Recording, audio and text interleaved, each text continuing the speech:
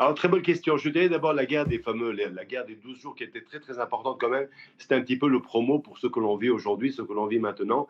Et je ne sais pas. Je ne peux pas vous dire combien de temps ça va durer, mais on ne regarde pas la montre. Ça veut dire quoi? Ça veut dire qu'on sait comment cette guerre ou ce cycle de violence va se terminer. Il est inconcevable, il est impossible que les choses restent comme telles. L'Iran est une menace existentielle, comme l'a dit mon précédent, la personne qui a parlé juste avant.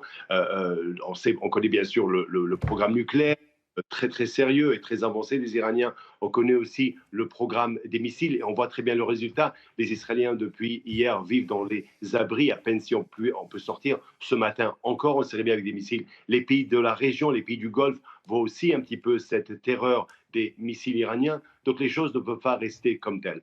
Il est clair, il est évident, il faut parler de façon claire. Tant que ce régime islamiste continue à régner en Iran, c'est la chose la plus horrible. C'est un cauchemar qui continue pour la population iranienne, mais c'est aussi un cauchemar pour les pays de la région et c'est une menace existentielle pour Israël et c'est pour ça que les gens doivent comprendre.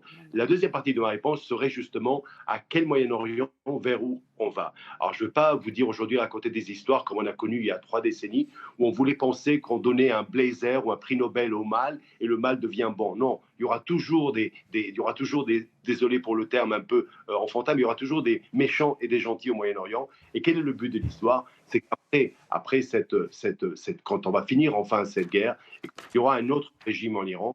Eh ben, on va renforcer les modérés au Moyen-Orient. Les accords d'Abraham vont se renforcer aussi. Des pays amis comme les Émirats, comme Bahreïn et d'autres vont se renforcer. Et justement, le camp du mal, l'axe du mal, si vous voulez, va recevoir un coup pratiquement mortel avec ce qu'on a vu le début hier. Et là, enfin on pourra parler d'un vrai Moyen-Orient et d'une paix. Mais ceux qui pensent qu'il faille terminer ce cycle maintenant, eh ben, ne comprend pas que justement, c'est retarder un petit peu l'échéance. Donc le travail est fait et le moment est arrivé.